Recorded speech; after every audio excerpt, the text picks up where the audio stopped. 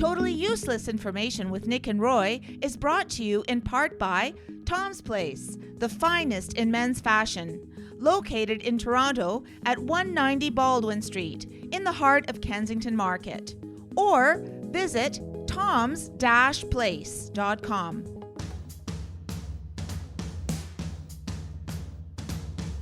It's everything you never needed to know. This is Totally Useless Information with Nick and Roy. Listen, laugh, and learn. What is the tallest, I said tallest, waterfalls in the world? Are you in love? In love with your car? Hi, I'm Nick. And I'm Roy, and this week we scour the internet to find out these useless tidbits just for you. Plus, we'll answer your questions in the mailbag segment. This week, a listener wants to know, when you cry, which eye drops the first tear? And in the news, the number 7 was not so lucky for this woman. Totally useless information. It's everything you never needed to know. Hey, we're going places. Throw away your totally useless GPS. It's time for geography. So get lost with Nick and Roy. 90 plus countries all across the globe. Thank you very much for joining us on the show once again this week and on the iHeartRadio. Hey, that's kind of like geography, Nick. Isn't it? You see how it all comes together? We did not plan that at all, which is why it works. Anyway, so we're really glad you've joined us. And also on the iHeartRadio Talk Network on some great radio stations like CFRA in Ottawa, CFRB, News Talk 1010 in Toronto, CJAD in Montreal. CFRA and CFRB? That's correct. CJAD in Montreal, CFAX in on the West Coast. So, hey, we're in geography. How about this? Do you want to know how big it is? You know how big it is? Not really. Okay. I don't want to know how big it is, Nick. The great state of Alaska is large enough to fit approximately 19 United States within its borders. Okay, that's how big it is. 19. These states include New York, Florida, Oklahoma, and Indiana, and Pennsylvania. These are like big states. Alaska is roughly 1/5 the size of the entire United States. That's unbelievable. It is. And they called it Stewart's Folly, right? Yeah, and when he purchased it, it was a stupid move. Yeah, I hope you kept the receipt. Yeah, meantime, all the oil coming from there. So in Iceland, Iceland's a really cool place. It is. The more I read about it, it's really cool, but very expensive, by the way, to stay there. Okay. Awfully expensive, yes. In Iceland, you can go inside a volcano's magma chamber. Oh. Because I guess it's so cold that the magma chamber has emptied of its magma. But the actual chamber where the magma gets all superheated and then explodes through the crust, you can travel. It's called Prynjúka volcano. Prynjúka volcano. And again, it's in Iceland. And you can go down into the magma chamber. Cool. I love that. Get your tickets now. So you say Iceland. I think isn't Iceland green and Greenland ice or something, like parts of that territory? Iceland. Are you trying to confuse us, Nick? No. Well, why should this week be any different? So we're going to stay with the state of Alaska because I was thinking about Alaska these past few days because of the historical events that are going on. So Alaska's flag was designed by a 13-year-old, Benny Benson. In 1927, when Alaska was still a territory, the American Legion sponsored a contest for young people, the youngins, the Utes, to design to design a flag. Those of you who don't remember the movie My Cousin Vinny, when Joe Pesci's like, 2 Utes, and the judge, played by the great Fred Gwynne, was like, the what? He's like, what? Utes. What's a Ute? You mean youths? All right, 2 youths. Anyway, the youngins, the whippersnappers, they ran this contest for the young people to come up with some. Well, Benny Benson, 13 at the time, submitted the winning design featuring the Big Dipper and the North Star on a blue background. He was awarded a scholarship and a watch for his creation. Wow. Scholarship to what, though? We're not sure. He was 13. Scholarship to grammar school. Yeah, he spelled everything wrong. No, that's Yeah. pretty impressive, though. That is pretty impressive, I'll tell you. It's not a very nice flag, but whatever, Benny. So, but wait a minute. If that was the winning design, could you imagine what else was designed? I'd like to know what Benny Benson is doing now. Okay, I will find out. I'll ask our research staff while you give us your next fact. So Papua New Guinea. Yes. Okay. You better get to school early and learn something, because you need to, because in Papua New Guinea, they have the distinction of having the most amount of languages spoken in one country. Okay. 840 languages. Wow. How many people live in Papua New Guinea? And they each have their own individual personalized language. 840 different languages. Okay. I mean, imagine being a teacher there of bilingual studies. Okay. But wait a minute. Indonesia comes in second with 710 different languages. And then Nigeria comes in third with 520 languages. I think we had that on the show about Nigeria. Yes. But exactly. I didn't know Papua New Guinea has the distinction of most languages, 840. Of course, the sister country was Mama New Guinea. Yes. Okay. Benny Benson, by the way, passed away, sadly, in 1972. In 1969, he passed away, got hit by a flagpole. Right. No. Well, there was an odd injury, which they don't describe here. But Benny's right leg had to be amputated in 1969. And shortly thereafter, he married. I love how they say shortly. But anyway. Shortly thereafter, losing a leg, he married a woman who had the other side of the leg. And they strapped themselves together and ran off into. Well, her name was Eileen. And his name was Neil. No.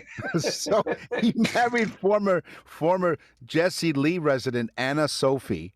Anna Sophie Jenks in 1972. He died of a heart attack in 1972 at the age of 58. Wow. So he was only 58. Yeah, when he died, unfortunately. Does it say what he did? Did he use that scholarship? We're not sure. We're not sure. We're not doing history here, but poor Benny. Poor Benny. He kicked off. Yeah. Wow. Yeah. Well, no, with one leg. Yeah. Anyway. Well, he didn't kick off unless he used his hands. Which is illegal in soccer. You get a penalty flag for that. We'll call him Neil. My God. Ring My Bell. Remember that song? Ring My Bell. That was a song in our high school years in late 79. I believe it was the SOS band. No. That was a song in the late 70s, early 80s. And it was Anita Ward.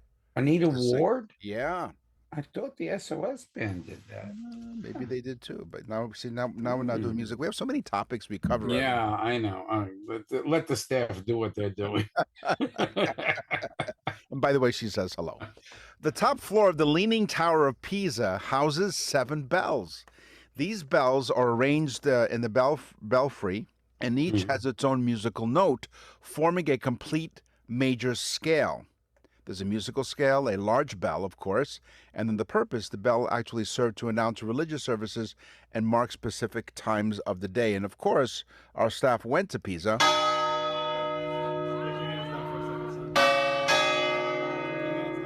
Yeah, quite musical. So there you go, bells on the top of the Leaning Tower of Pisa, which is kind of interesting because if it's leaning, it's really difficult to ring the bells.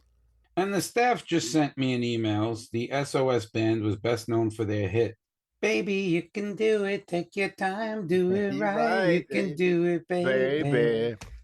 Okay, let's do my tease because I know everybody wants to know what's the tallest waterfall in the world. I don't know. Tell us what the tallest waterfall in the world is. It's called the Tugela Falls, Tugella, right, or 1LA. Right. It is in KwaZulu-Natal province in South Africa. The KwaZulu-Natal province in South Africa. It drops, get ready, because, I mean, falls because you're in Canada. Right.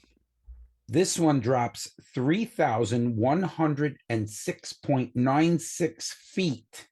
Wow. It's like water falling off the edge of the Grand Canyon. That's exactly what it looks like, too, if you folks want to look it up. Yeah. It looks like the Grand Canyon with water just falling over the edge. Wow. It's insane. Yeah, it's insane. 3,106.96 feet. This is like watching porn in public. I do that from time to time. Yeah, they told you to stop. The Great Smoky Mountain National Park. It's No, they straddled. didn't ask me to stop watching porn. They asked me to No, put my pants back Oh, on. I is see. what they- Right. Okay. But today on Geography here on Totally Useless Information with Nick and Roy, we're talking about the Great Smoky Mountains National Park. It straddles the border between North Carolina and Tennessee. I'll be up there in a couple of weeks. Okay, I figured as Yes. much, and then maybe you can visit the Great Smoky Mountains National Park. Why? Been there. Because they have a mating. So here's the thing: there's a perfect viewing of synchronous firefly mating. Yeah. You've seen that before? Yeah, that's I did that in high school. Right, yeah, except exactly. ours was a little different. We just sang "You Light Up My Life" while things were going on, Or you wore glow in the dark condoms. Right. And You then can they find said, them. "Put your pants back on." Yeah, exactly. Seems to be a common theme. A lot of that going on. Yeah, exactly. So anyway, there's a lottery system to get these tickets. So visitors can obtain parking passes for the area where the fireflies are most concentrated. The park plans an 8-day viewing period, typically in late May or early June, so you're going to miss it. Unfortunately, only those with passes can access Elkmont during that time. So you're actually watching the synchronous, and this is synchronous firefly mating. Yeah. I like watching that, Yeah. It's like one time we went to a zoo Yes. and my son was very young. Yes. And he was like, "Ooh, turtles." And he ran over to the thing. He's like, "Daddy, what are the turtles doing?" And I was like, "Oh my God." If you've never seen a turtle Yeah. actually do it, they make these groaning noises. Right. It's terrible. And of course, that was last week. Yeah, well, yeah. What are you kidding me? It was so sexy. I hopped the fence. They hop the turtle, you hop the fence. Wow. You know what? I figured, I'm hey, glad I you know did. I'm old, but I think I Yeah. could catch the turtle. You know what? I'm really happy for you because you finally have come out of your shell. Nick and Roy will continue with totally useless information. Totally Useless Information with Nick and Roy continues. Listen, laugh, and learn. There's a strange phenomenon not seen anywhere else on Earth. Okay. In Lake Titicaca, All right. there are floating islands on a lake. Okay. Now, the islands actually move. Oh. Yep. They're called the Ceros Islands, and they're in Lake Titicaca, and they actually move a bit, but they float in the lake. That's amazing. That's pretty cool. Mhm. It's a phenomenon. It is. But Titicaca. Right. I'll put my pants back on now. Well, it's about time. Thank you for joining us. You can go to our website. Not like that nickandroy.com. turtle. Well, yeah. Wow. Yes, you go to nickandroy.com. You click on the Nick and Roy store, and you can order yourself or for your family and friends an anniversary or birthday message. Oh, listen, folks, go to nickandroy.com. You type on you just look up top, you'll see Nick and Roy store. You hit on that, you'll see the birthday message. There's actually a sample there. I'm telling you right now, best gift you'll ever buy for anybody, the easiest gift you'll ever get for somebody, and they don't have it. That's the cool part. You got that person, oh, they have everything. I don't know what to buy them. They are going to flip out. Yep. You're going to look like a superstar. It's very inexpensive. Please go to nickandroy.com. Our emails are filled with people thanking us for these fantastic gifts. Trust me. nickandroy.com, Nick and Roy store, birthday messages, anniversary messages. Go on nickandroy.com. You know what? We have, when we're done here today with this show, we will turn off our mics to you, but we will record another birthday message. Someone who's ordered yet another birthday message. So even though this person has ordered several of these, they're still unique. They're still, everyone is individual. So I think that's the this best part one of it. person ordered 4 of them. Yeah, and there's more coming. As you go to nickandroy.com. This is totally useless vehicle information with Nick, Meet Me, and Roy. Vroom, vroom. All right, Vroom Vroom, what do you got? Yep, I'm the vroom vroom. My wife asked about that. Yes. Like, why does that woman call you vroom vroom? Yeah. But you know what? You're always burning out the clutch. But go on. I was like, remember that turtle? Yeah. Slow and steady wins the race. Wins the race. There you go. In 2015, in Illinois, not to be mistaken with Illinois, an Illinois man who had been in a severe car accident 51 years prior. Oh, Okay. Yeah. Finally went in to have the surgery to remove the turn signal that was embedded into his arm. What? Yes. They removed the turn signal from his arm. It had been in there for 51 years. Now, the man named Lefty or Righty, depending upon which way the turn signal was, exactly. at the time.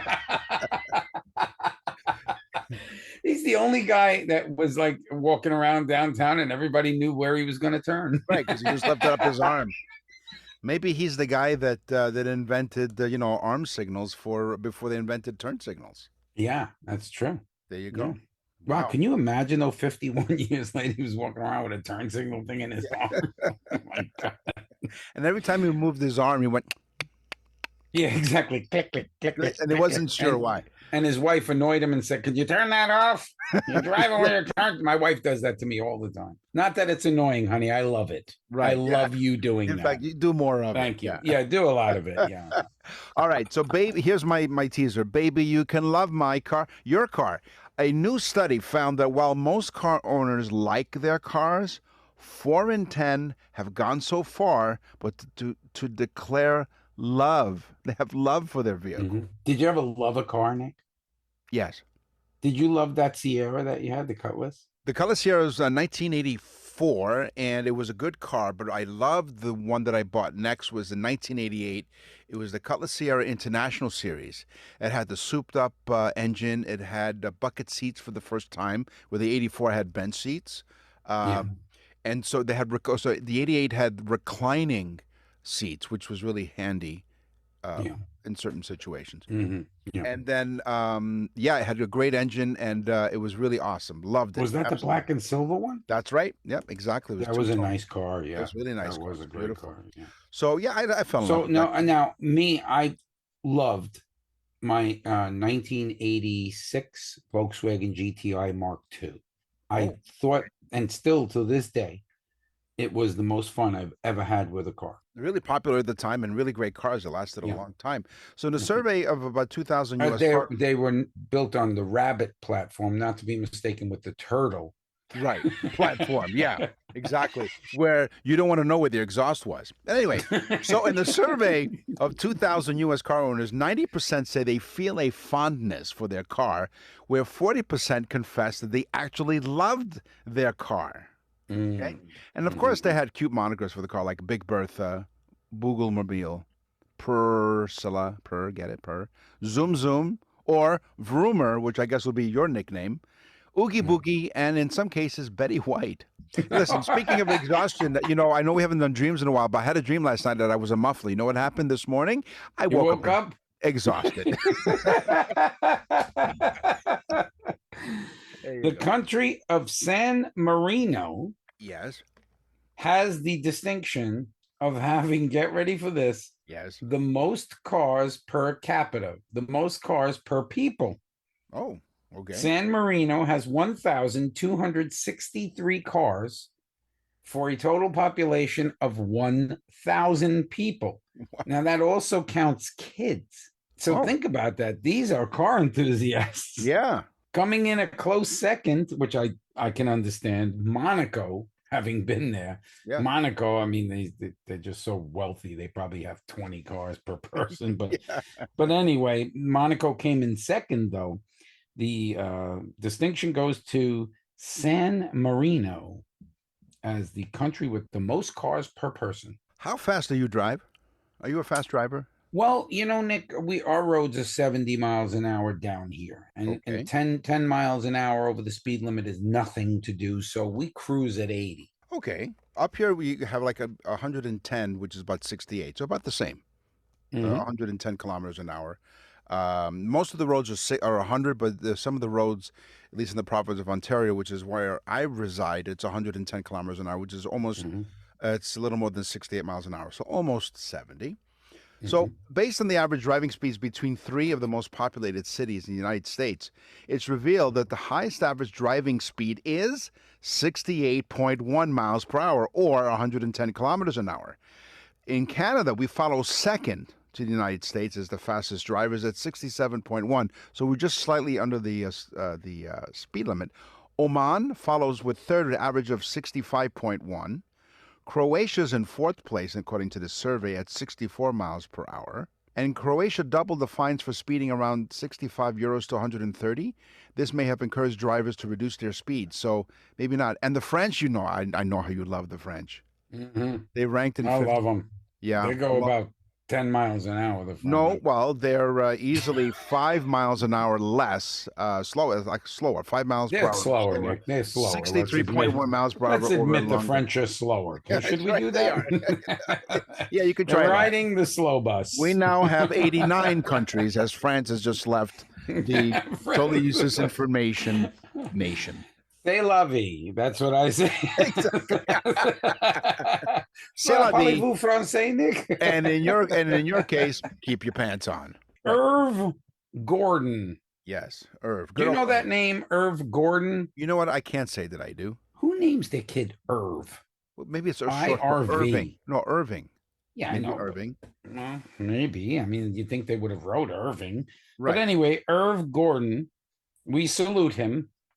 77 years old. Irv drove his Volvo sometimes 100,000 miles per year. Wow. That's a lot of driving.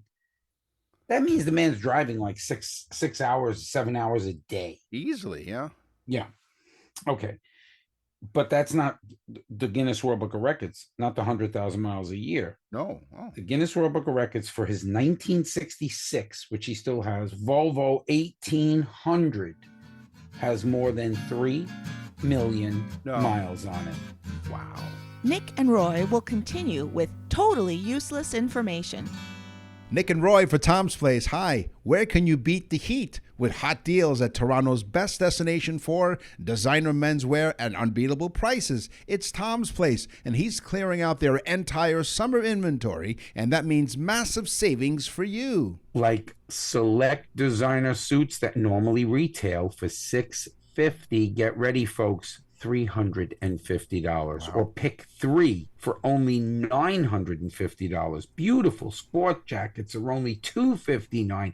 And get this, designer casual and dress pants reduced down, get ready, $70. Wow, that's when Roy wears pants. For the perfect look at a wedding, a job interview, or a night out, Tom's Place has you covered from head to toe. Suits, casual wear, shoes, and accessories.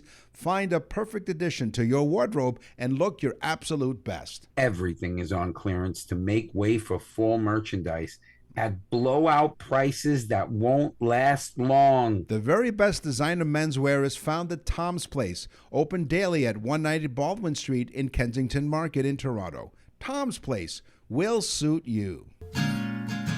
We're back with totally useless information with Nick and Roy. Listen, laugh, and learn. The XJ Jaguar. Okay. Now, people have asked. I love the XJ. I had one. Did you? Okay. Yeah. Well, I was walking down the streets of Toronto, which is where I live and work, and they were asking me, Nick, what does the XJ stand for? And so, I did my due diligence and I checked it out. So, for those people who stop me in the street, what's the matter with you? You don't talk to strangers. All right. So, XJ stood for Experimental Jaguar. According to Car and Driver, reflecting its development as an experimental 4-seat GT car. Over time, it became known as Jaguars. That's how you pronounce it, Jaguar. A long-running line of luxury sedans. So the XJ designation is also used to denote the different generations of XJ, like XJ6 or 8, etc., indicating specific engine types and platform generations. But it used to be Experimental Jaguar.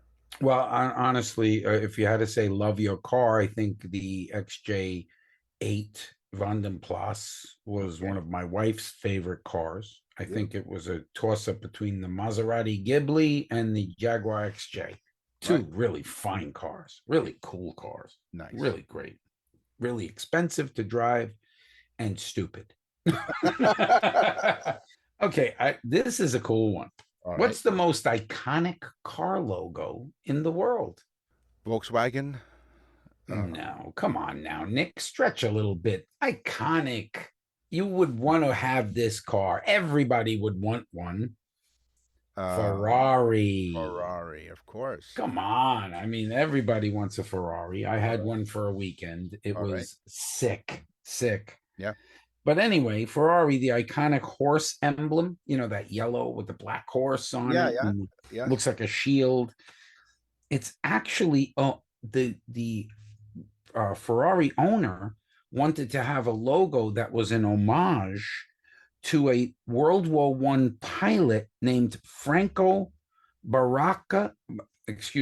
Count Franco Baracca. Okay. He was a World War II fighting ace for Italy, and it was painted on the side of his plane. So he chose that logo that Count Franco Baracca put on the side of his plane as the logo for Ferrari, which was the stallion inside the shield. Wow. That's crazy, right? It had nothing to do with the car. In all the cars that you've owned over the years, have you ever owned a flat car? I've had plenty of flats, but never owned a flat car. Yes, okay. Well, the lowest street legal car in the world is called the Flatmobile. How creative is that, huh? The Flatmobile. Roy had his own propulsion system. We call it the Flatmobile, which flatulence mobile. It runs on gas. No, it runs on methane. It runs on methane. There you go. The cows love it. I bought one from my father. Exactly. Boy, you know what? You always are known to toot your own horn. Anyway, so the Flatmobile, which measures just 19 inches high, okay? It was designed... Let's get back to reality and out of like grade school. Right. That's right. Welcome to the fourth grade. So the lowest street legal car in the world is the Flatmobile, which measures just 19 inches in height, so about 1.5 feet, basically. It was designed. Well, I don't know. Maybe you lie down.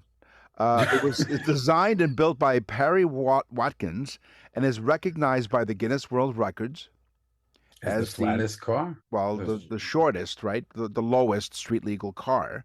It is a flattened Batmobile-inspired creation that includes a Hillman Imp 875 sports jet engine. Oh, wow. So he put a jet engine in this thing. That's right. Exactly. And how tall is this man? 3'2"? What? Well, no, the car is only 19 inches in height. There you go. It's fast. It's fast and flat. Mm-hmm. Like my turtle. Again with the turtle. There you go. Which we find out, by the way, weeks ago on the show here on Totally Useless Information with Nick and Roy during the animal segment, that turtles breathe through their butts. Mm-hmm. Yeah. Just like my car.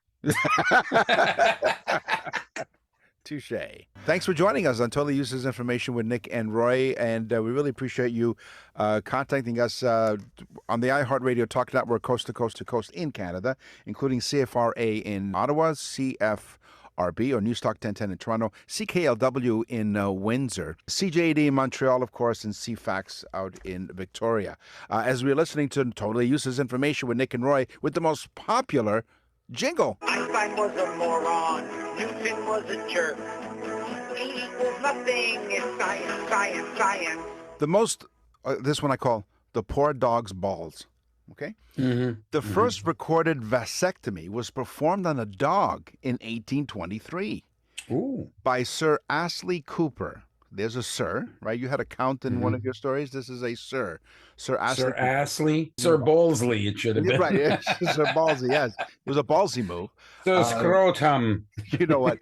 That poor dog had PTSD because when you told the dog to go fetch the ball, it's like, no, please, no balls, no balls. So this was done to study the effects of the procedure on testicular atrophy, which was not done for sterilization purposes in the dog, according to one of the museums in Germany. Vasectomies on humans for sterilization purposes Deutschland, Deutsch. Okay.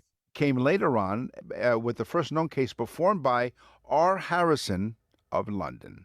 Attention, attention. Okay. NASA faked the moon landing. What?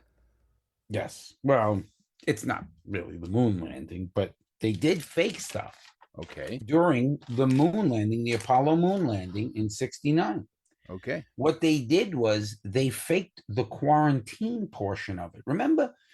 I mean, some of you folks out there listening can't remember, but the capsule came down into the water. They took the pilots out, they put them in a helicopter, and they brought them over and put them in this thing that looked like an RV.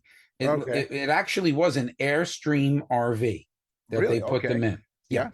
And then they took the boat and moved the RV over to some area that was supposedly quarantined. And it ended up that 24 NASA employees were quarantined with them because they helped remove the space goods that they apparently took off the little capsule. It's starting to get a little wacky, right? Yeah. Okay, I never saw anybody get in and take the stuff out of the capsule, but okay, whatever. Okay, so it's like, hey, I know you got us, but there's a few bags in the luggage hold, you know? I mean, Yes. but anyway, they believe that most of the quarantine was not even really quarantine, and it was kind of just faked so that they could kind of get things in order. So there are questions about whether the quarantine was A, necessary, because we already knew that Russia had gone into space and there was no reason to quarantine. Right. And B, was it even necessary in the first place? Because after that, they never did it again. Yeah. Zombie ants. There's a fungus among us. The fungus called, and I'll try to pronounce this so that I don't offend anybody in a different language in one of the 90 countries that listen to our show. Ophiocordyceps. Ophiocordyceps. They're also known as zombie ant fungus that can turn ants into zombies. This fungus infects ants, manipulates their behavior, and eventually kills them to reproduce. Attention, please stop listening to this show. What? Come on. You heard me. No. Because you can die laughing. Oh, okay. I don't believe that we've had anybody die yet, but No, but you know what? We've heard that laughter's the best medicine.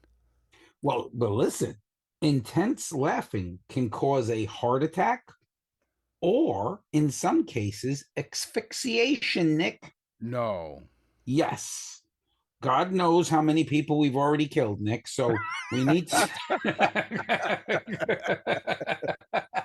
we need to stop this show right now. Yeah. No. But it can. Laughter can kill you. Wow. So I don't know. I really feel uncomfortable giving this science fact. Do you, Nick? Do you really feel uncomfortable? Okay, I'll do it anyway. Okay, because I do it for the sake of the show. Because I do a lot. You know, Yeah, you there's do. a lot of sacrifice for this I do a show. lot I for do a the lot. people. Yeah.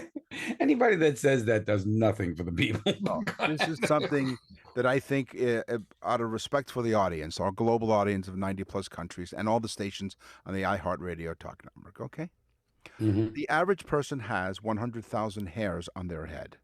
Now, The average person. Yeah, Have you looked in the mirror, Nick? that's what I mean. I think you So, got about 30 on your eyebrows. I'm slightly under average. Okay, so that's just slightly. Nick has more hair in his nose than he does in his head. So now I do the show. I MC many events. I have MC'd hundreds and hundreds of events over the years. I have no problem greeting crowds of any size, hundreds, thousands even. I really, truly. The one time that I really felt uncomfortable was when I did stand up. I did it once, 23, 24 years ago. Just one time. It was the most nerve-wracking thing. So a salute and a shout out to all the people who do comedy. Now, having said that, my very first joke was, I'm having a bad hair day. and I have hair in the wrong places. It's like real estate. Location, location, location. Wasn't that funny? And this is why Nick does the podcast and not stand up. Yeah, halfway through the act, they told me to sit down. But anyway, the average person has 100,000 In hairs on fact, their somebody screamed from the audience, when do the comedians get here? head. Now, if you're a blonde, listen up. Yeah. They tend to have more hair, up to 150,000 Whoa. on their head. Oh, so blondes have more hair and more fun. And more fun because of the more hair that they have on their heads. Wow. Wow. It's making me feel even worse for you, Nick. Thank you very much. Nick's the only guy I know that got hit in the head by a pool cue a number of times. They made a mistake thinking it was the cue ball. Yeah. So I have a colleague here who's also follically challenged. So we put our two heads together, and I say to them, the two of us look like an ass. Looks like a derriere. Right. Yes. Can we put that in? Yeah. Mm-hmm. You know that you've heard the alert sound, folks, a number of times during this science segment. All right. So here it is But again. tree hugging hippie alert. Tree hugging hippie alert. Okay. Those beautiful electric turbines, Oh, yeah. the ones that produce electric. You have a lot of them up in Canada, I believe. There's some wind farms. Yes. Some Wind farms. Yes. Wind Yes. farms. Wind farms. There's a lot of wind That's up here. Yes. Yeah, I call that when I fill my car up. Right. Yes. It's a wind farm. Yes. Well, guess what? Those wind farms, they produce 25% of the energy at 250% higher cost. Oh. That's number one. Right. Disaster. Right. But they are now thought of to be responsible for 70%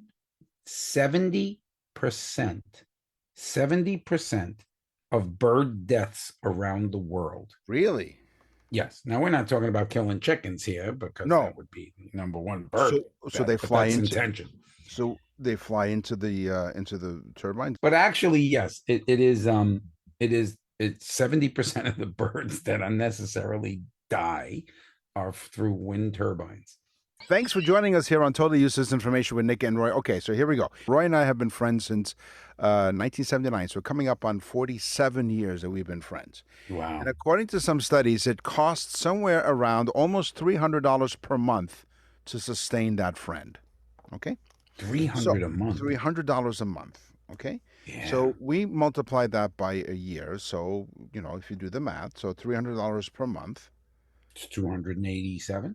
No, 300 times 12 is $3,600. Oh no, 3600. Oh, it's per year, per month. per year, yeah, per year. So now Okay, per year, yeah. so 3,600 per year. So over the course of the 47 years that Roy and I have been friends, okay, Roy has cost to be a friend $169,200.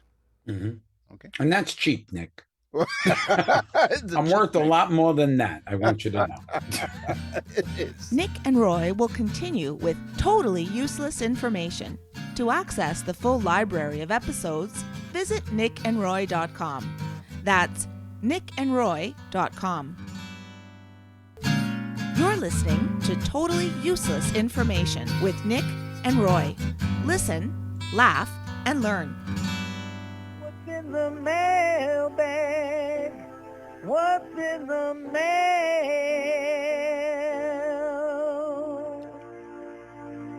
So I found this question really interesting. It's Gail from Calgary, Alberta. Dear Nick and Roy, we love listening to your show. It's an interesting show, but the way you guys present it is say it's useless information, as useless in quotes. Frankly, we find the information interesting and entertaining. By the way, you guys are hilarious. I often cry from laughing so hard sometimes. It had me thinking, when we cry, which eye drops the first tear? Which one, Nick? Which one? So, okay, can you take a guess? I would say right eye because things are right-handed. Okay. It was once believed that when crying from happiness, the first tear came from the right eye. But if you're crying from sadness, it would fall from the left. There's no scientific evidence to support belief that any eye shedding the first tear, determines the emotion. Now, tears, whether joy or sorrow, are produced through the same physiological mechanism and emerge from the same tear ducts. Emotional tears are not linked to specific eyes, but arise as a natural response to emotional states. So it's more related to the emotional stuff that's going on, not necessarily which eye is going to drop the first tear first. So it could be anything. It's random. Exactly. So there you go, Gil. That's a great question, though. I thought it was really interesting. I was going through the mail and I saw Holly from South Dakota. I am a loyal listener and can say that as of today, and this was about a week ago, I have listened to every show and am fully up to date. Oh, So how many shows do we have, Nick? we're approaching, believe it or not, we're approaching 300 episodes. So technically, Holly listens to me more than my wife. Right. So she says, I'm fully up to date. Yeah. I can't tell you how much useless information I now know and have obtained from your show. My friends all think I'm smarter because of it. In fact, some are annoyed by my constant referrals to your show. You're Boy, welcome. she could be my wife. That's hilarious. Yeah. She says, I call it jealousy. There you go. You I hit the nail love on the it. head. Yeah, Holly, you're right. You should be. Yeah, they're Yes. jealous of you. That's right. Yes. She writes, thanks so much. Keep up the great work, and I will be listening to every show. Well, including this one when she hears what we said. On the show today, we talked about geography, we talked about cars, we talked about science. It's time for the news. And now, from around the corner and around the world, this is TUI News. A woman, not in Florida, a woman is accused of intentionally starting a fire at a man's home in Salisbury, Maryland. They make some great steaks there. Salisbury steaks. Which I never understood why they call it a steak. Isn't it just, what's a Salisbury steak It's again? chopped meat with gravy on it. Okay, Nick. so- it's a poor man's steak. Okay. So Salisbury, Maryland, because the reason why she started the fire at the man's home, because he owed her money. Okay, so he owes her money. Right. She sets his house on fire. Right. So she was charged with Thinking the best way to get the money is to get rid of his biggest asset. But go right. ahead. Oh, okay. Well, maybe that was part of it. Now the perp, Janice Perp. Oh, Nick, Janice Nick's getting Oni. real Oh, yeah. legal now. The perp. The perpetrator. Janice Oni, 51, faces a slew of charges, including first and second degree arson, malicious burning, reckless endangerment, malicious destruction of property, and theft of less than $100. The least of the last three of which are misdemeanors. That was her lawyer, misdemeanor.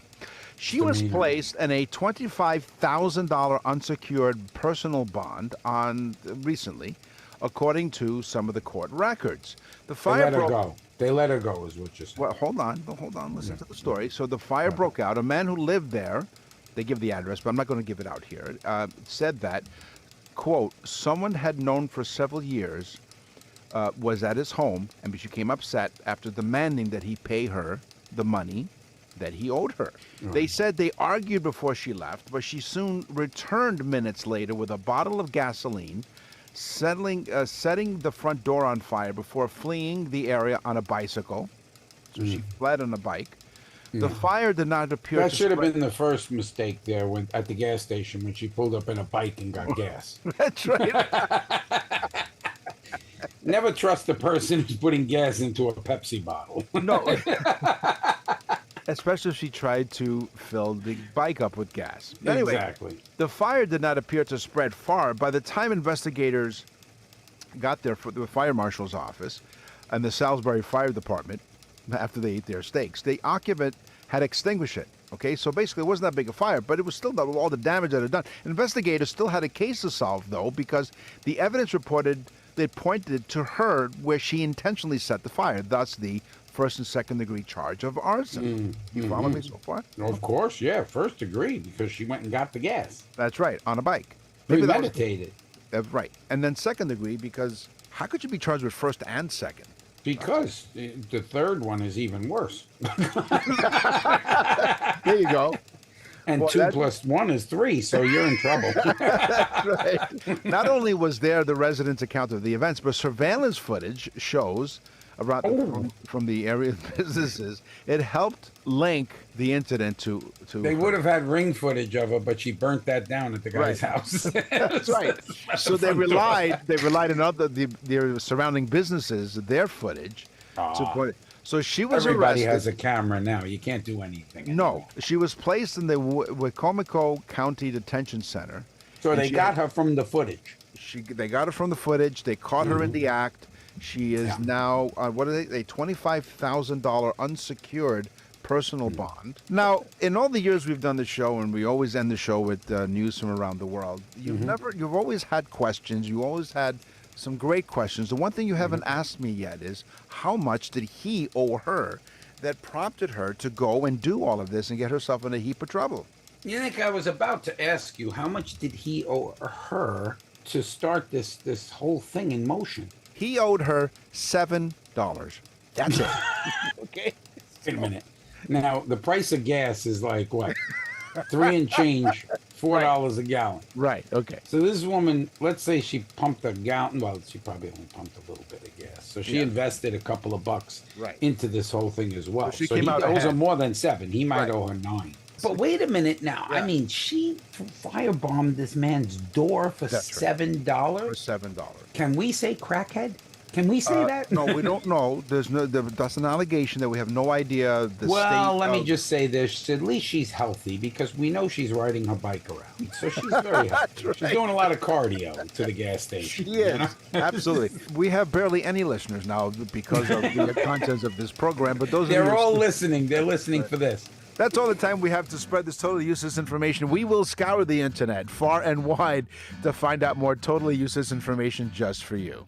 Until then, hopefully we move on to the 5th grade. That's right. Maybe we'll be promoted to the 5th grade.